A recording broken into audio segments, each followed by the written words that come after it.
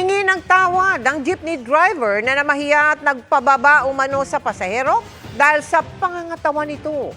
Pagtitiyak niya, haharap siya sa pagdinig sa Biyernes para magpaliwanag.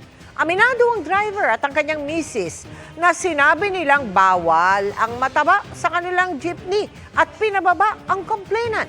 Paliwanag niya, nakasagutan na niya dati ang pasahero at naflatan din umano ng gulong ang kanyang sasakyan. Anya, ayaw na niya ito maulit kaya pinababa ang complainant.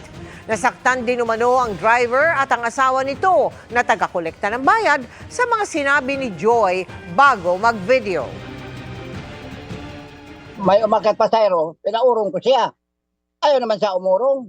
Sabi niya, magkano ka ba? Magkano ba binayad ng mga pasahero at babayaran ko?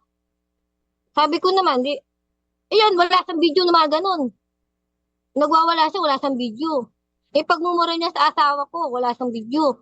O, nagwawala siya. Tinabi niya kolorum, wala siyang ganun.